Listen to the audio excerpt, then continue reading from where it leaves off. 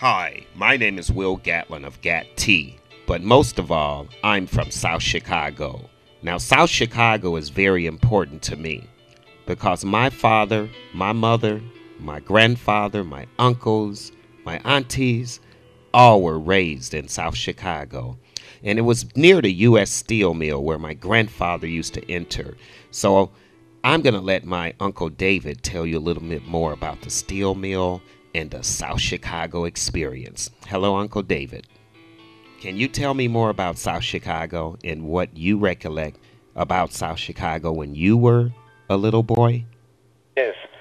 As a young man, I started off at J.N. Thorpe School there, and we lived at approximately 8849 Buffalo Avenue, and we went to school there all the way through the 8th grade. Then we went to CVS, and it was a growing community. Green Bay was also a popular place. They had barber shops and shoe shines, stands all outside, all types of restaurants and lounges. And You know any names of them? Velma's, Rudy's, or yes, we had Bama, Rudy's, and we just have a number of them. A little corner store called Willie's, and some of the restaurants and things on the corner I can't call. They've been gone so long, but a lot of people came there, and it was just a full community. Everybody knowed everybody. It was a very friendly community. tell me more about your father. My father, he had a restaurant. What was your father's name? My father's name is David Gatlin, and he resided on Green Bay Avenue, 8849 Green Bay, I think it was, and he had a restaurant, and the name of it, he was married to a lady they called Bees. It was on the corner there, and it was a very popular restaurant.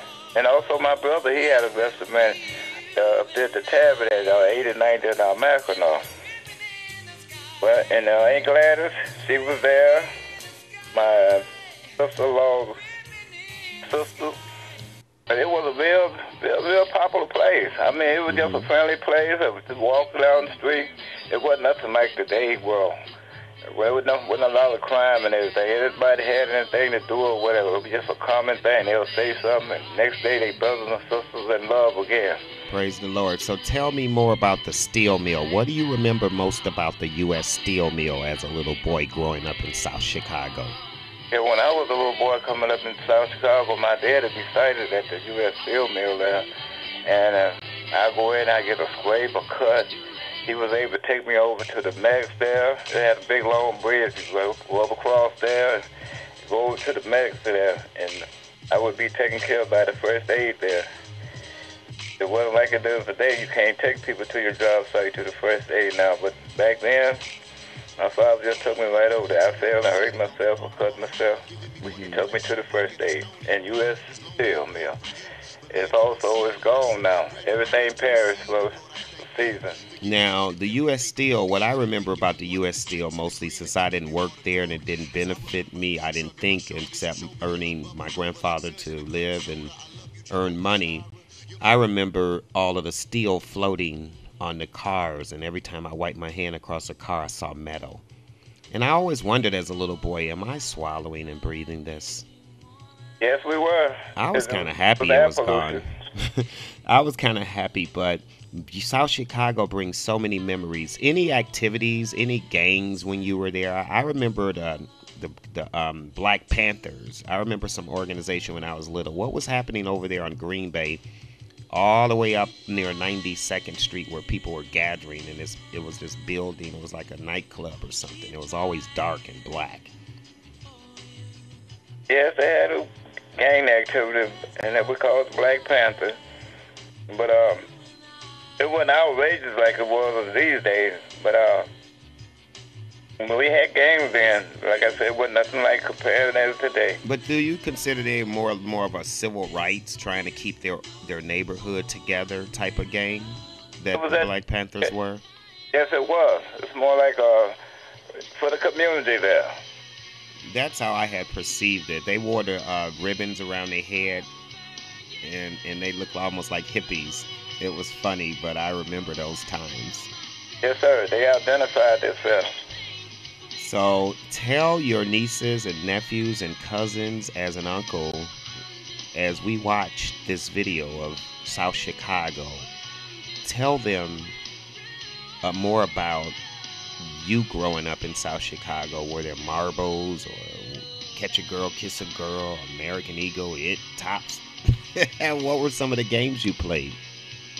As I was a small guy, I could remember shooting marbles, and people would beat me out of my marbles. I would beat them out of theirs, and we had little friends like Emma Baker and all of them. We were raised up together. We went to school there, the Hill family, and we just had so many people out there, and it was a different day, a different world out there today. Name some more last names of the people you remember. We got the Sledge, the Browns, Sylvester Johnson, and we got the Hills. We got so many of them. But anyway, we had a good time up there. You know, the way I mix it up is that even if you took it from our family, most of our family end up dating somebody from South Chicago. My mother and father came here, but my father ended up with other children. They're the Silers, and then the Silers ended up probably dating somebody from South Chicago. Either I know that I ended up dating the Negrons. I said my auntie Titi, she married the Jacksons. Yes. Then her kids probably ended up dating the Macklins. You know, her grandkids. Now we end up with the Macklins. I said South Chicago is just one big family. Amen. Yes, it is. So when we finish making this film, I think everybody's going to know that we're one big family. And the reason I'm putting this together and having Uncle David as my commutator is because he knows a lot about South Chicago. Tell me about Charles Lewis. You remember Charles Lewis? I remember Charles Lewis as a young man coming up. We had a little club together too. Wilson Harris, Michael Arbuckle, and Dempsey Payne. And some of them gone on the other side.